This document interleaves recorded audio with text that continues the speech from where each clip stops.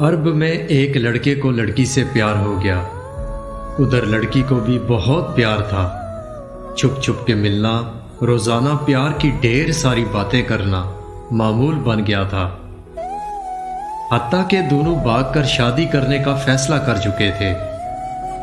لڑکی نے کہا، میرے پاس ایک اونٹنی ہے جو بہت تیز بھاگتی ہے، ہم اس کے ذریعے ندی پار کر کے دوسرے شہر بہت جلد پہنچ جائیں گے۔ وقت اور جگہ طے ہو گئی۔ جب وہ دونوں بھاگنے والے تھے تو لڑکی نے کہا، میں اونٹنی پر بیٹھتی ہوں، تم میرے پیچھے سے اسے ہانکو اور جب ندی پار ہو جائے تم اونٹنی پر سوار ہو جانا۔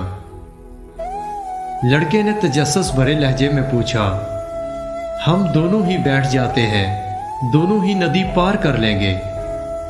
لڑکی نے کہا، اصل میں اس اونٹنی کے والد کی عادت تھی کہ جب ندی پار کرنے لگتا تھا تو درمیان میں بیٹھ جاتا تھا اور پانی کے خوب مزے لیتا تھا، مارنے پیٹنے پر بھی نہیں سنتا تھا۔ مجھے شک ہے کہ یہ اونٹنی بھی اسی طرح پانی میں نہ بیٹھ جائے، اس طرح ہم پکڑے جا سکتے ہیں۔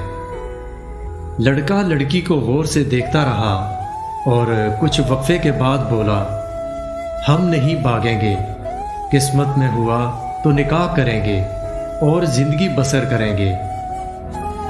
لڑکی نے پوچھا، ایسا کیوں؟ اب یہاں تک پہنچ کے واپس کیسے جا سکتے ہیں؟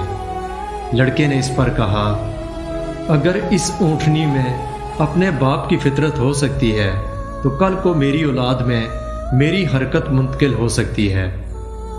اگر آج میں کسی کی بیٹی کو بھگا رہا ہوں تو کل میری بیٹی کسی کے ساتھ بھاگ سکتی ہے، تو ایسا میں ہرگز نہیں چاہوں گا۔ بہتر ہے ہم اپنے گھر کو جائیں۔ یہ کہہ کر لڑکا وہاں سے چلا گیا۔ یہ دنیا مکافات عمل ہے، ہمیں سوچ سمجھ کر دوسروں کی عزت پر ہاتھ ڈالنا چاہیے۔